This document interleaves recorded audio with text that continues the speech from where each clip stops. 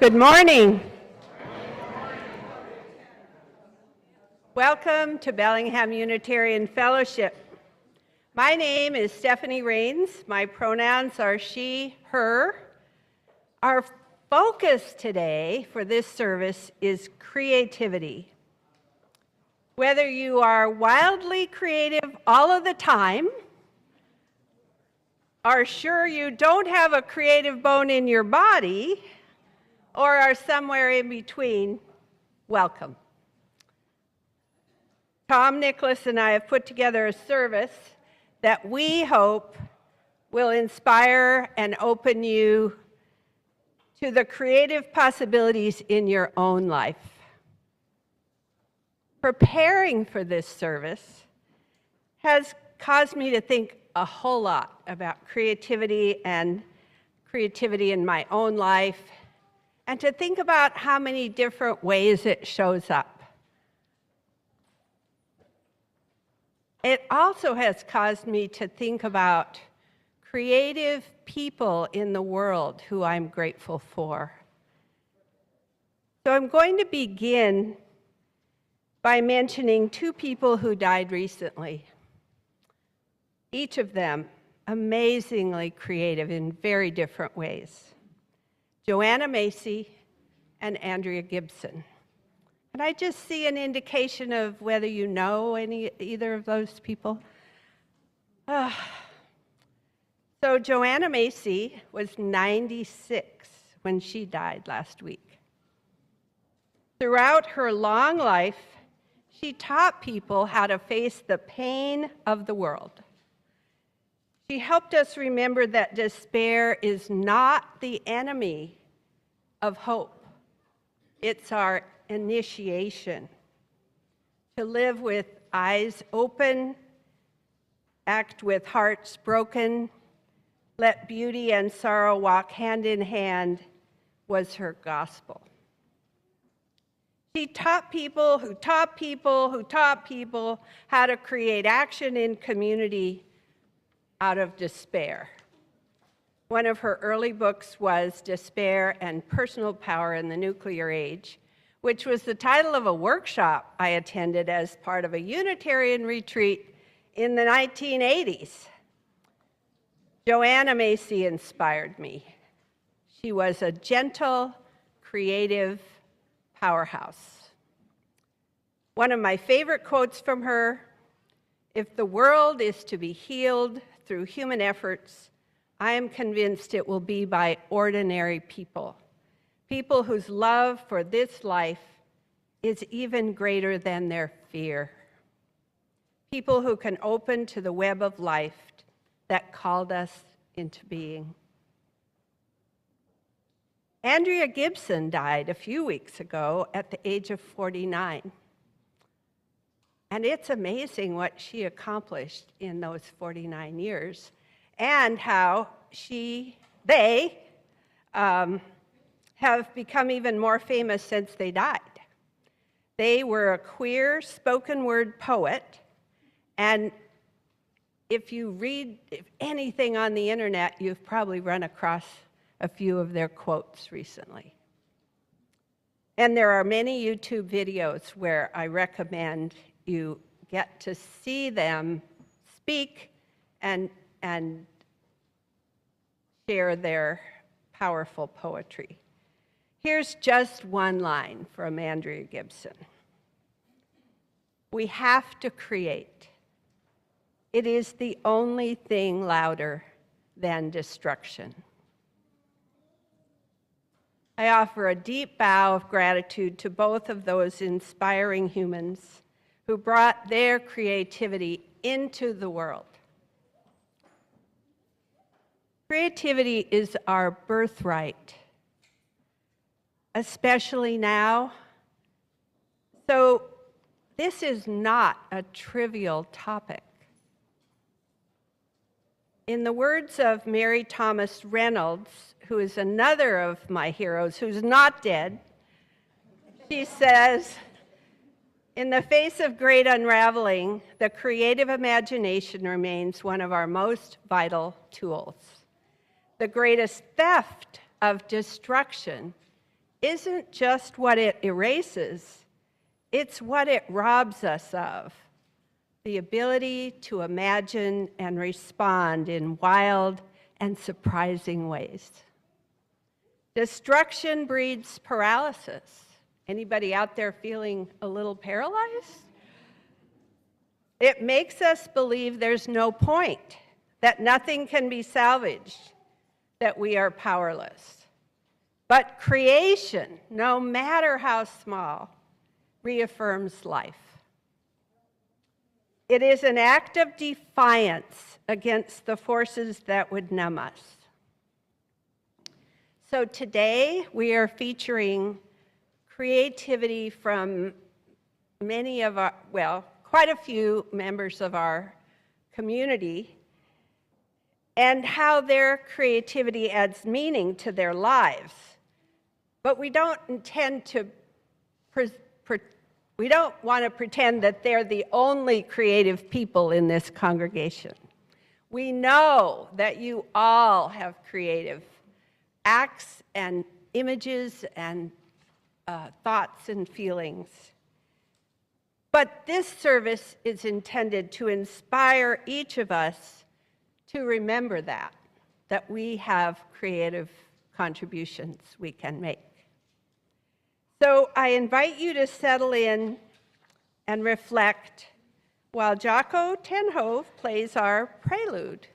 He is our creative musician today. You're welcome.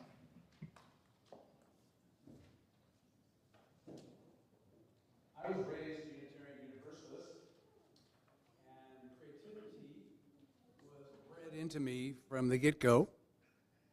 And I've been playing guitar since 5th grade and playing in UU congregations since I was a teenager. It's been a beautiful forum for me to be creative and to experiment and to learn more and more about different instruments in particular. So today, you usually see me banging on drums or something. I'm not doing any of that today. I'm on 5 other instruments today, and I have been particularly inspired by music as the force in the world that beautifully unites every culture. And I really got an example of this when Barbara and I went to visit the Museum of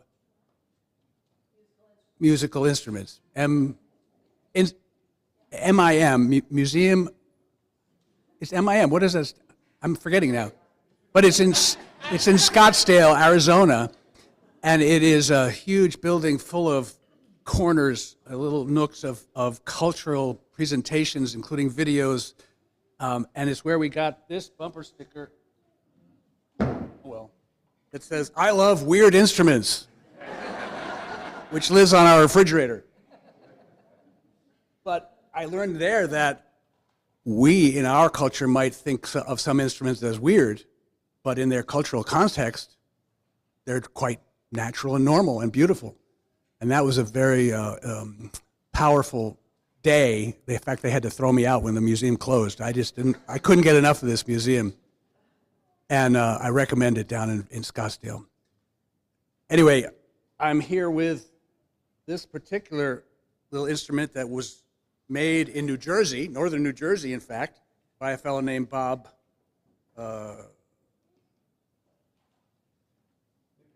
McNally, and he called it a strum stick. It's sort of dulcimer-like. So I'm going to play a little bit of this for you.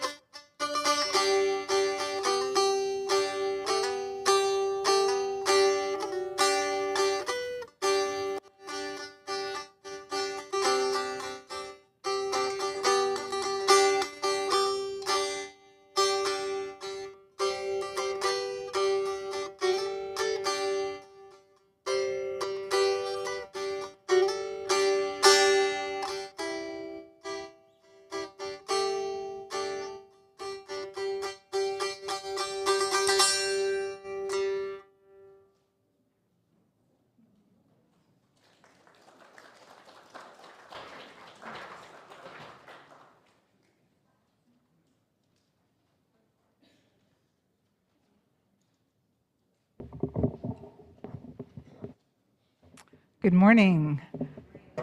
I'm Carrie Kenline, a longtime member of this fellowship and also a member of the celebrant team here. And I've been thinking about how the spirit of creativity plays out in my life. And it came to me that my creative endeavors are a kind of conversation with my life, my surroundings, the events I travel through, the times I'm living in, and what is emerging in me. I can especially feel this kind of conversation happening in my practice of writing a poem a day. Engaging creatively helps my life have some coherence and shape. I invite seemingly conflicting things to interact with each other. When a thought or image is tapping me on the shoulder, creative engagement is often my way to give it some time and spacious focus so it can come to fuller expression. One of the great pleasures of my life is finding meaningful contexts where I can share what I've created, sometimes in collaboration with others. And I get to do a lot of that here at Buff, and I'm so grateful for that. Often when I'm writing or making art, there is a creative assignment of some kind. And here I have some examples of illustrations I've made for my books, Christmas cards, online classes, newsletters. They are representative. There's a particular image in my mind that I'm trying to express, but I never know quite how they'll come out. And really, it is the feeling that they express that is most important to me. I feel like I've gotten there when the image feels both familiar and new, and when it carries with it a particular blend of energies. It can be a frustrating but ultimately a deeply satisfying experience of finding my way towards the image that wants to emerge. And sharing my writing and images with others often gives me a way to express my love. Last summer at Creative Arts Elliott, one of the Unitarian Universalist camps that happens at Seebeck Retreat Center every summer, I had the pleasure of learning an art form called wax powder painting from its inventor, Corey Pressman. These are some examples of images I created once I started to get the hang of it. It involves creating stencils, brushing on pigment powder, and varnishing the images with melted beeswax and tree resin. It was the first time I had experimented playfully and seriously with abstract art. Corey used beautiful language to conjure the creative spirit in us, his students. He encouraged us to go outside and engage in slow seeing, and to look for the alphabet of everything, the patterns and shapes that express themselves in a multitude of ways. And since we couldn't possibly adequately capture the whole of creation, he invited us to cultivate an attitude of curious hopelessness and to strive to make beautiful failures, which I just loved. It was so permission-giving. I came home and equipped myself to keep on playing with this form of abstract art that is so different from anything I've ever done before. It is a form that gets me to play in a way that he would describe as rewilding my imagination. And really, I think that's what engaging with the spirit of creativity is all about for me. Being in conversation with my life, and on a regular basis, rewilding my imagination. This morning, we dedicate the lighting of our flaming chalice, symbol of our faith, to the spirit of creativity.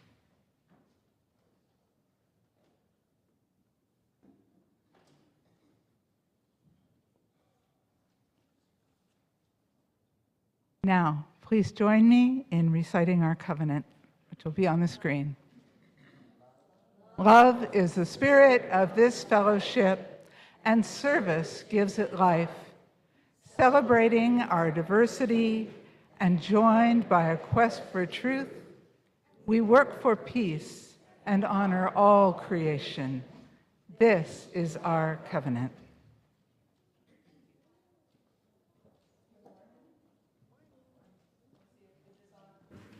Great. Teamwork.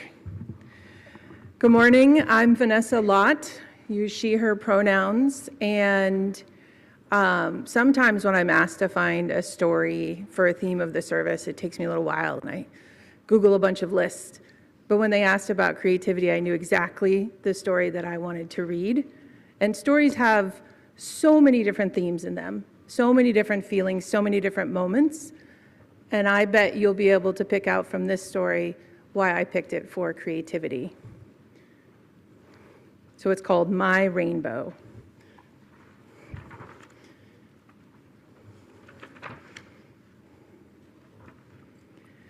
Trinity and her siblings played in the warm morning sunlight.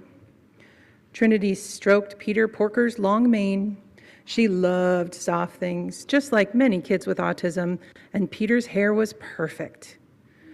Music sang from Lucian's cello, enveloping the room in tranquility and making it feel safe. "Let's play, Trin," Hyperion said, their sparkly shirt glittering like stars. Sometimes Trinity and Hyperion's dolls were video gamers. Sometimes they were astronauts. Little Thane's toy was a hot dog this time. Their dolls could be anything, just like Mom said they could. Trinity stayed with her doll long after everyone found other things to do. She stared at its long, curly hair and beautiful dark skin. She touched her own short hair. "What's the matter, baby?" Mom asked. Trinity blew out a gust of breath in frustration. "I can't be a girl." "Oh?" Mom said. "Why is that?" Because why?" Trinity glanced up. "I need long hair." "Girls can have short hair. See?" Mom ran a hand over her short black hair. "I'm a girl too." Trinity's frown only deepened. "I don't think you understand, Mom. I'm a transgender girl." Mom blinked with surprise. Trinity's gender was part of what made her a masterpiece, just like her autism and her black skin. But Trinity was trying to tell her something important. Mom closed her laptop and sat down next to Trinity. "I'm listening." Trinity let out a big breath, as if she'd been holding it in forever. "People don't care if cisgender girls like you have short hair, but it's different for transgender girls. I need long hair." Mom thought for a long moment.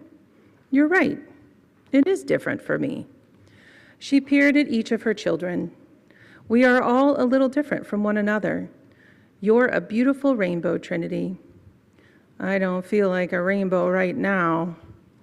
Mom knew Trinity struggled to grow her hair long. She hated how it made her itchy when it was growing out. But Trinity knew herself best of all, and if she said she needed long hair, she needed long hair. With a sigh, Trinity picked up a pink comb and began smoothing her doll's hair. When Dad came home from work, Mom was still thinking about what Trinity had said. "I have to make things right," Mom said. "But how?" "I don't know," Dad said. Mom didn't know either. Lucian peeked around the corner. "I think I can help." Mom grabbed her purse. Lucian led her across the street to the beauty store. There were so many choices. "That one is too long," Lucian said. "Trinity doesn't like hair touching her neck." "And that one's too straight," Mom said next. "She's a beautiful black girl, and her curly hair is already perfect. None of these feel right." She sighed. Lucian thought hard. "Oh, I know what we need." Trinity needs her very own rainbow.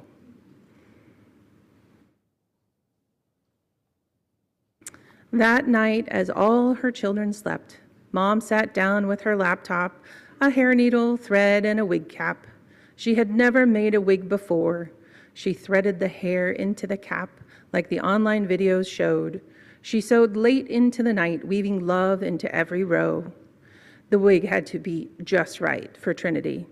She poked herself with a needle a few times and got thread tangled in the curls, and had to chase Peter when he snatched a strand of curly purple hair.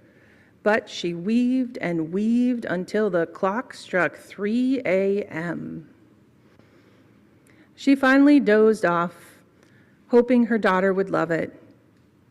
Mom awoke to the sound of sniffling and sobbing. She gasped. Trinity was crying. Mom dashed to the bathroom. The wig was big and fluffy on Trinity's head. The springy, curly, teal blue, dark pink, and purple hair that Lucian had chosen lit up the whole room. Trinity's eyes sparkled. She was crying tears of joy. She ran her fingers through the curls. It's me, Mom. My hair has finally come. It's my rainbow. Lucian bounded into the bathroom with the rest of the family behind him to see Trinity's reaction. Thank you, Trinity said. I love my rainbow. And we love you, my heart.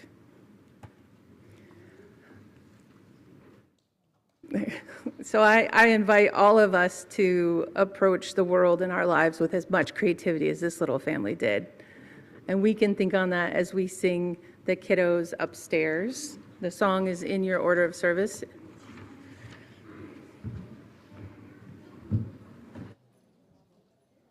This song was written by Kathleen Tracy, and it was written at one of our Elliott camps to sing for our children. So here we go. We hold you in our love as you go, as you go. May your heart be at peace as you go.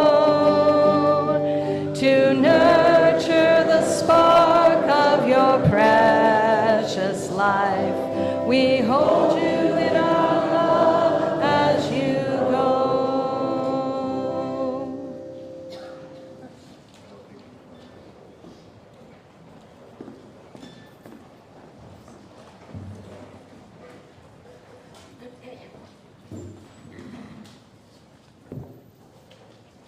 Tom Nicholas, the other celebrant for today's service.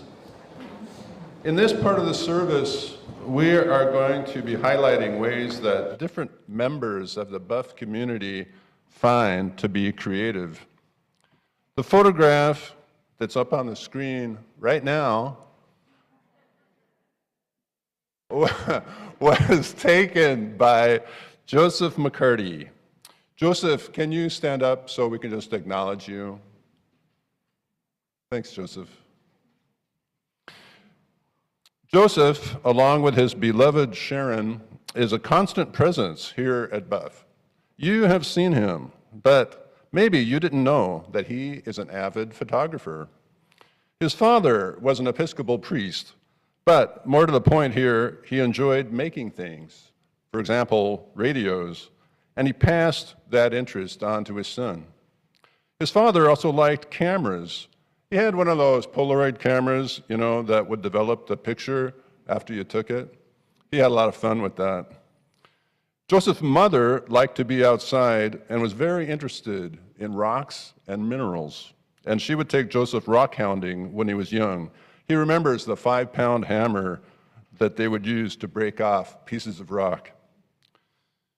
What seems to have happened is that Joseph took these interests that his parents had and combined them together by taking photographs of nature, mostly mountains, water, and flowers.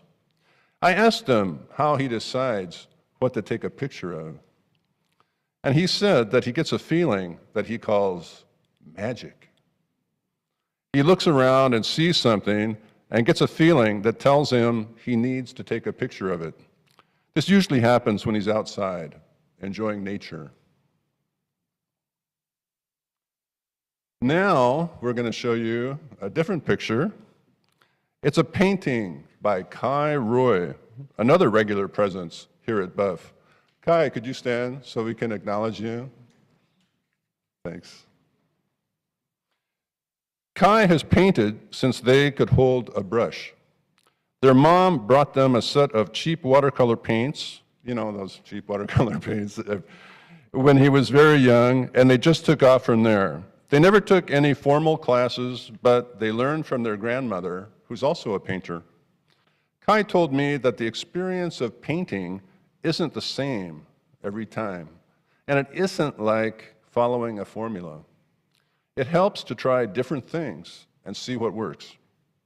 And different paintings seem to ask for different approaches.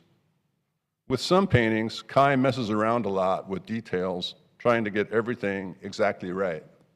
But other times, they will suddenly realize that the painting is done and they need to stop. Kai has a vivid imagination, and capturing what they can see in their mind means a lot to them.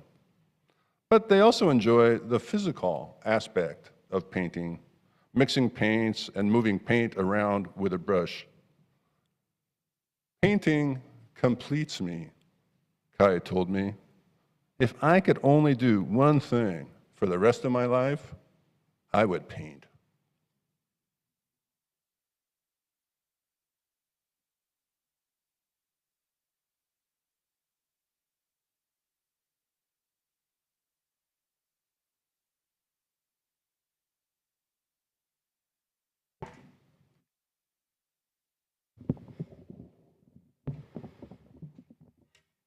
John Hinkle and Sue Livingston are contributing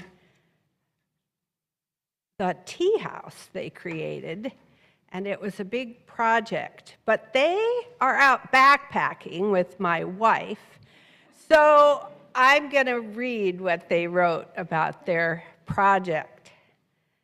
We're really trying to feature a variety of creative endeavors, and this one is really interesting to me. So this is John and Sue speaking, not me. We moved from a community of postage stamp decorative yards in the LA area to the outskirts of Bellingham. Our home's previous owners once had cattle, hence the barbed wire fencing and maintenance of a 3/4 acre grass rectangle. Our vision was to step away from mowing a utilitarian lot to creating an oasis with native trees and shrubs.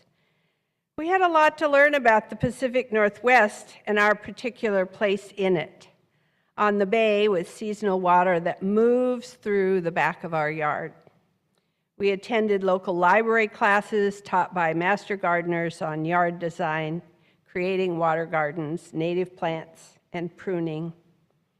We were inspired by Japanese gardens from Seattle to Vancouver, Canada, whose philosophy creates space for harmony and contemplation in nature.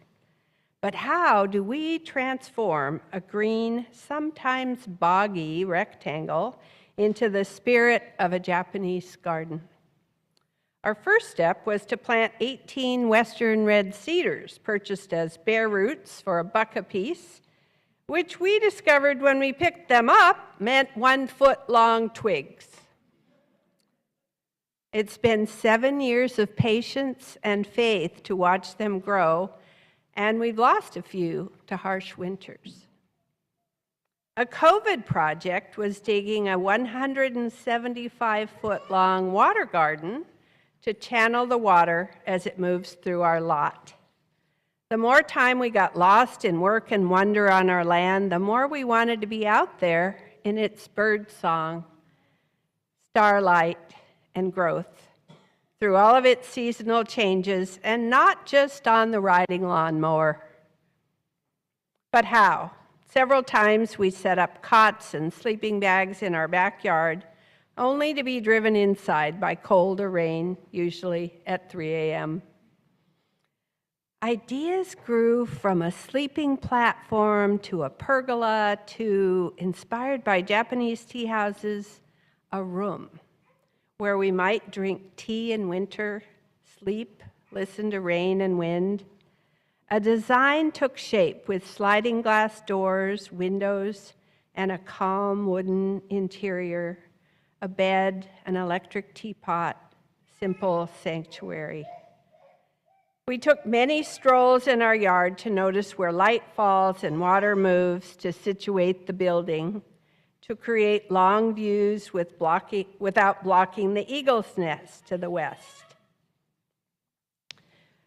So beginning, John built a 125-foot deck walkway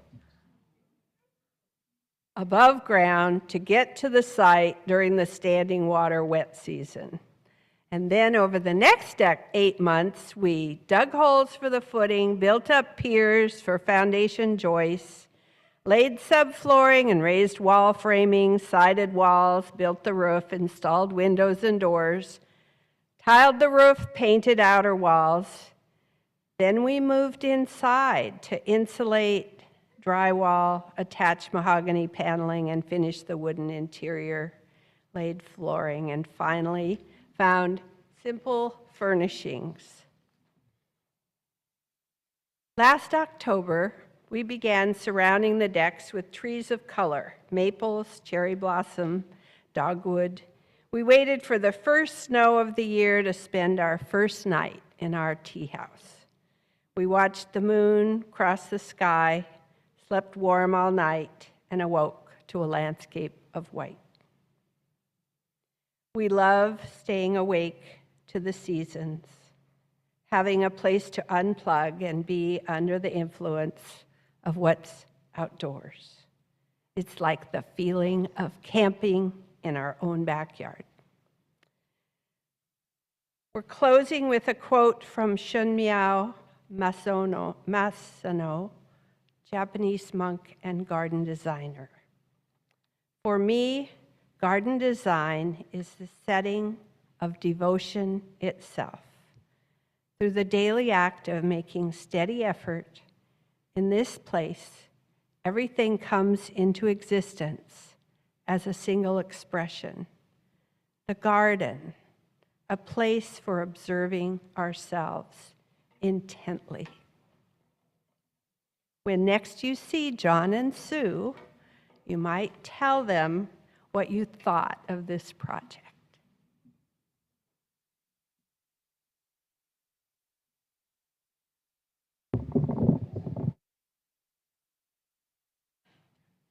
One thing we've noticed in pulling together this service is the wide variety of channels that people find for their creativity. It might be something that they like to share with other people, or it might be something they do mainly for themselves, to settle down, to reflect, to find satisfaction in making something. For example, you might know Rob Volkamer, but did you know that he makes cool birdhouses? You can see an example on the screen. Rob, can you just stand briefly so we can acknowledge you?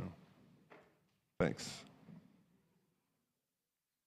I'm going to read something that Rob sent me. I'm not sure he intended it as a poem, but I think it really works as one. It lays out the sequence involved in making a birdhouse, but it also expresses what he gets out of making them. So here we go. Purpose. Design. Create.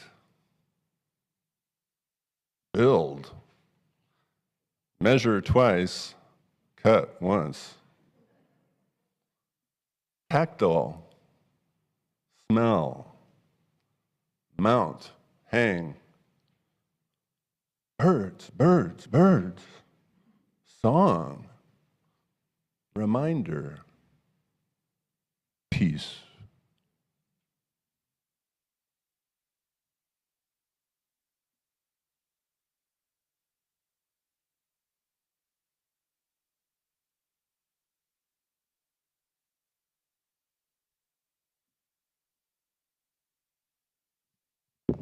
So it's time to make some music, part of the wonderful creativity, and it's not many places that you get to sing with other people. So Church is a great place for that. So I invite you to rise in body or spirit, and we're going to sing Love Will Guide Us. There's some words up there. Love will guide us. Peace, let's get that right us. Hope inside us will lead the way on the road from green to giving. Love will guide us through the hard night. If you cannot sing like angels, if you cannot speak before thousands, you can give from deep within you. You can change the world with your love. Love will guide us. Peace has tried us. Hope inside us will lead the way on the road from green to giving. Love will guide us through the hard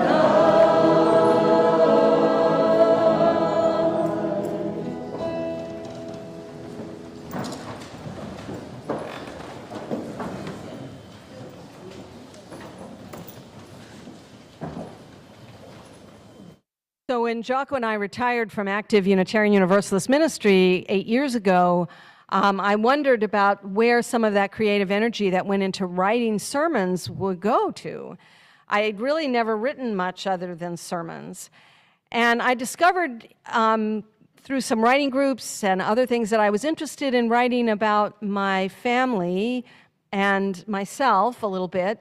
But I was always really afraid of poetry. My mother was a wonderful poet, and I was just afraid of it. But we were privileged to be at Creative Arts Elliott. Second plug, please come. You should be there. Awesome camp, still room. Coming up soon to a CBEC conference center near you. Anyway, we were privileged, Jocko was a part of it too, to take a workshop with Lynn Unger. And Lynn is a wonderful poet. She's also a Unitarian Universalist minister. I've known her for as long as I've known Jocko. She's just an incredible human being. And she did a poetry class, and one of the things we did is each day we all sort of threw some words into a bowl or a basket, and we were all sort of curious what those words were going to be used for. And at the very last day, we were asked to pick a handful or two of those words and then to go and write a poem using at least a few of those words. And so this poem that I'm going to share, the two words that I'm sure came from that exercise, one of them is horsetail and the other is crumbs. So listen for those words. And you may remember if you were here last week, I talked about this, the first line of this. I mentioned it last week. My mother called me instant dirt. The pretty dress my grandma buttoned up my back carefully as I was prone to whine would go from pink abundance to brown and sticky in roughly 2 minutes. I don't remember the dress, but dirt I recall. Summers spent shoeless, feet calloused, the glass slivers barely breaking through the hard skin, dark mud dyeing the soles, my favorite color in the crayon box, burnt sienna. Those afternoons with our dog, part wolf, digging her snout into the soil to cool down from our walk. Youth group at the cottage, racing each other through the mud at the edge of the lake. The ripples of the water shimmering around our bodies, never knowing how beautiful we were. Years of cleanliness scraped the dirt from my hands, my feet, my soul, and I tried again to put on that pink dress to stay pristine, clean, until dirt claimed me for my garden in my age. Now I pull horsetails and weeds with abandon, the crumbs of the earth under my nails. What I crave is more dirt, not less.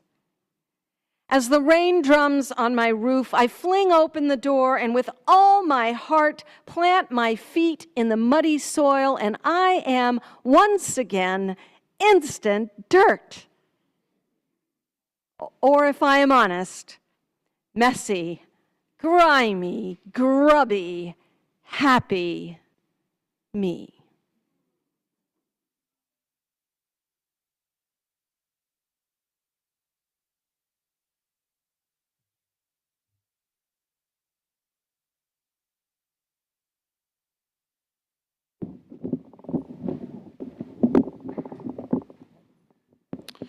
When we decided to talk about different people at Buff, about how creativity shows up in their lives, one of the first people we thought of was Mark Allen. Mark, yeah, Mark's in the back. He's standing up so we can acknowledge him. Thanks, Mark. Mark has a variety of ways that he channels his creativity, including sculpture and dancing. But the one we're going to focus on today is the creation of clothes. In his living room, Mark has a huge industrial sewing machine, and he uses it to create the unique outfits which he dresses in almost exclusively. When I asked him about the process of making these clothes, one point he emphasized is that it's therapeutic. He can feel angry or disillusioned when he sits down at his sewing machine, and after working at it for a while, he feels renewed. It fulfills the same purpose as seeing a psychiatrist, and it's cheaper. That's what he said. He also said he really enjoys making something new and different and then wearing it for the first time. So I think that for Mark, it's important not to just be creative by himself, but also to share the fruits of his creativity with others, which he can do by wearing the clothes he makes. As he himself put it, making clothes allows me to show my true self.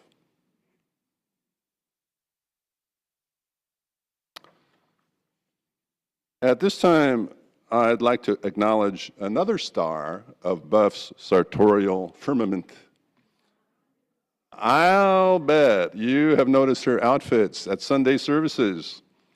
They are always creatively designed, with the different pieces of the outfit melding together to create a coherent whole. And they always feature a hat. Of course, I'm talking about Carol Ann Greaves Erickson. Carol Ann, can you stand up so we can acknowledge you?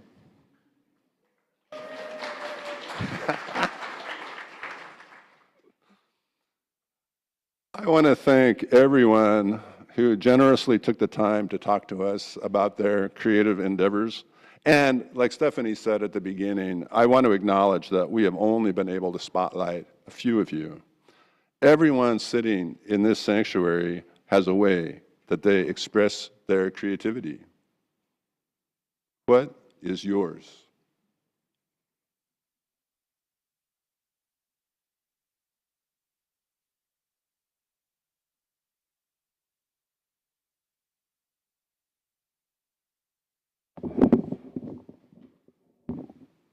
Good morning.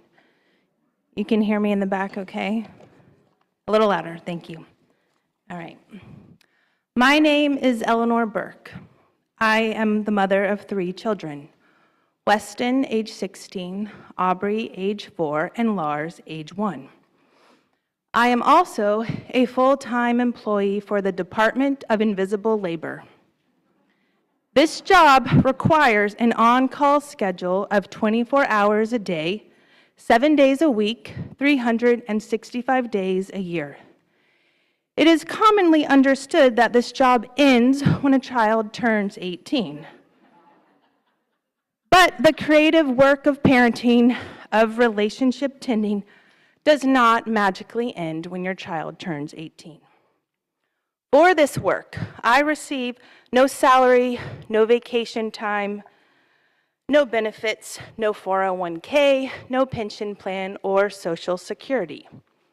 Ironically, though, in order for me to have time off, I must pay someone else for the work I do, like a nanny or a daycare.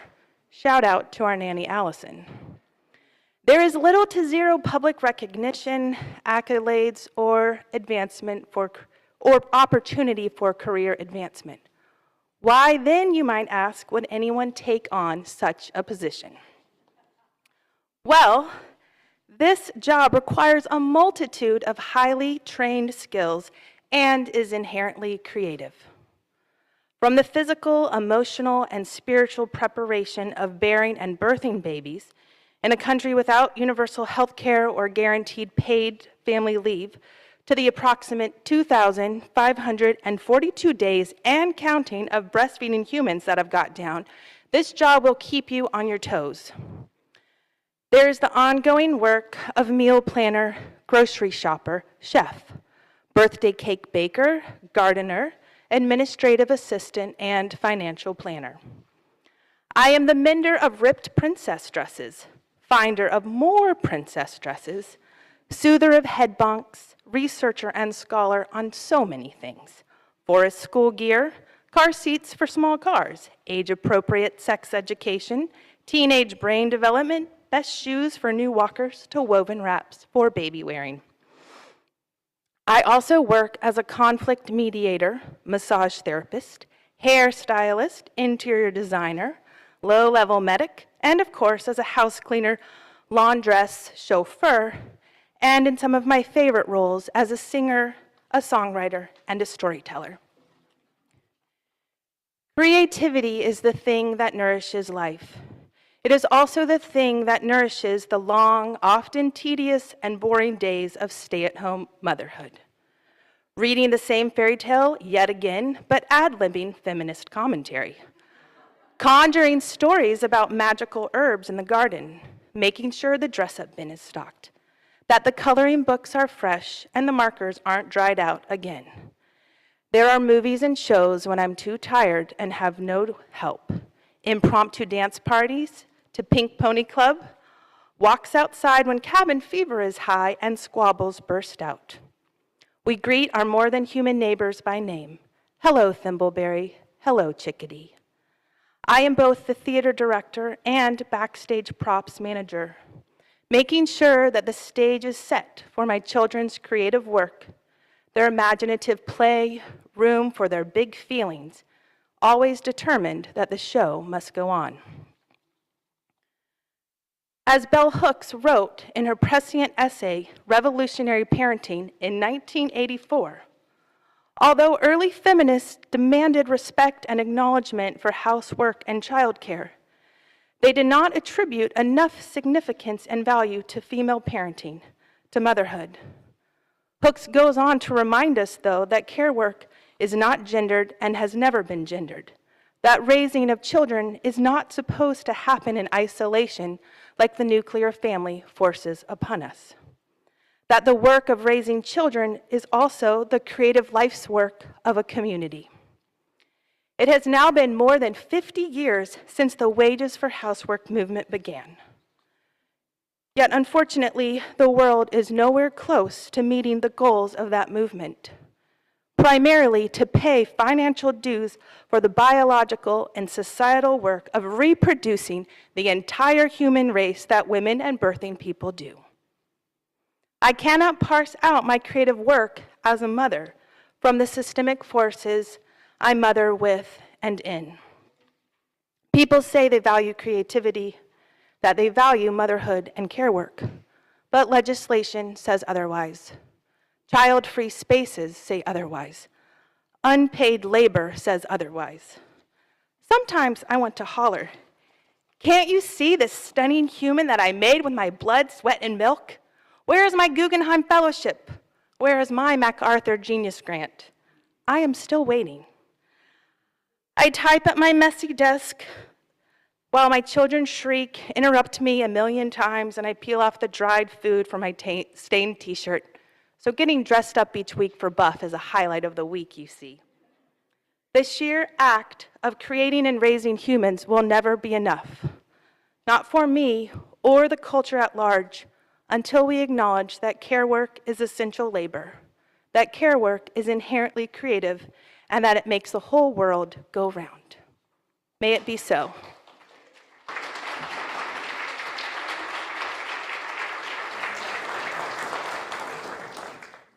Thank you, Eleanor. A writer who's had a big influence on me is William Stafford. I feel like every time I stand up here, I talk about William Stafford, so I hope you don't mind. But he's been a big influence on me throughout my adult life. He was primarily a poet, but he also wrote a lot about the process of writing itself. His approach was to get up every morning at 4 and just start writing. It sounds like automatic writing, just write down whatever comes into your head. But that's not really what Stafford was talking about. He wanted to let those first words he wrote guide him to the next words he would write. He liked to call it following a thread. So the process of writing was a process of exploration, of finding. Here's a poem I wrote for Stafford after he died in 1993. It's about his approach to writing and also about how his approach to writing can be seen as a metaphor for how to live. It's called Finding a Way. Anytime, any day, you'd find him writing to find his way. He'd say it was a kind of play, inviting any word to come and bring another, till all of them together brought him home, a place that you can stand at any time. That's what he would say. It was a kind of play, but also something more. He learned to find a door in whatever he could see, at present or in memory. Any tiny piece could set him on a trail. Of course, I might fail, he'd say, but writing for him was not a contest or a fight. He learned that even being wrong can be a way to be right.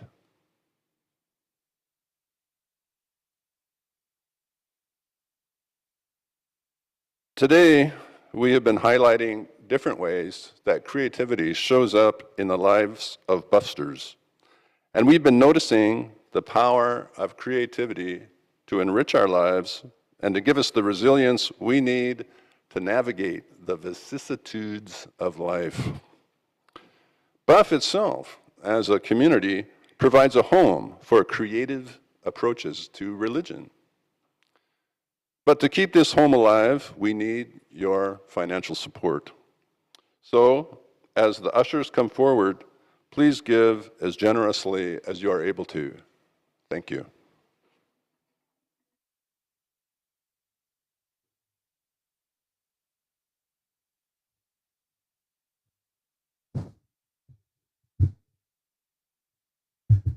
This here is an oudou drum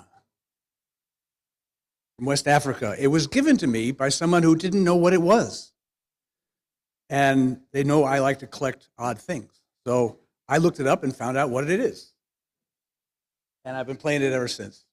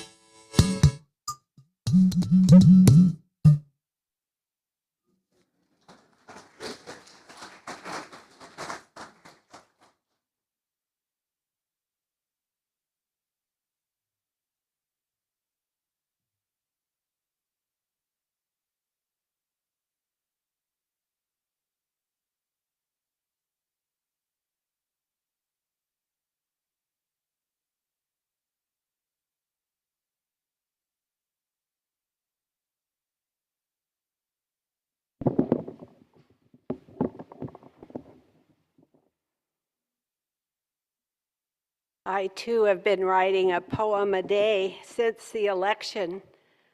It helps me cope. So I'm going to share a poem that I wrote about on the subject of creativity.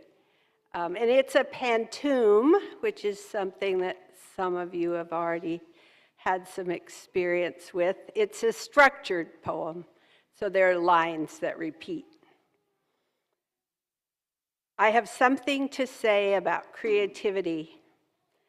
Sometimes I have to work at it. Other times I can't resist.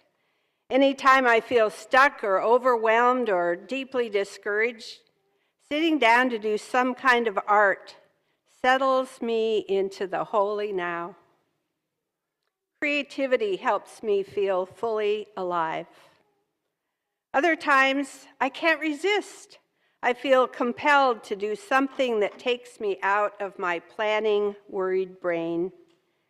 Creativity helps me feel fully alive. Writing a poem like this at the end of the day often helps remind me of a delight that happened, bringing me even more joy. I feel compelled to do something that takes me out of my planning, worried brain. Setting an intention to engage my creativity helps bring more creative energy into my life. Writing a poem like this at the end of the day helps remind me of a delight that happened, bringing me even more joy. Collaborating on creating something like the monthly Taizé service enlivens the process and contributes to an outcome that is more creative than what I might do alone. Setting an intention to engage my creativity helps bring even more creative energy into my life. Anytime I feel stuck or overwhelmed or deeply discouraged, sitting down to do some kind of art settles me into the holy now. Collaborating on creating something like the monthly Taizé service enlivens the process and contributes to an outcome that is more creative than what I might have done alone. Sometimes I have to work at being creative, although what starts out as work can end up feeling meaningful and even fun. The painting, I was supposed to mention it first, is called Goldfinch Summer. It was inspired by a Mary Oliver poem, and I painted it many years ago. I have quite a bit of my art in our monthly Taizé service, and I wanted to mention that our next service is August 4th, and it will be our goodbye to Andrea, so I want to invite everyone who can possibly make it to come. As we extinguish our chalice, I want to thank all of the people who contributed to this service. And there are many of them. The people who we mentioned who have creative abilities that we highlighted are just some of those folks. So the people in the booth in the back and the other celebrants who help us keep this structure together, and especially want to thank Barbara Wells-Tenhove, who's holding us in our services at this point without our retired minister. My wish for the service is that something that was shared today touched you and maybe even lit a creative spark to carry into your day and week ahead. It's important to find time to do something that is life-affirming and creative for yourself and for all of us. So if you would join us now to sing Circle Round, let's make 2 circles, one on the inner circle and one outer. And this is our closing hymn.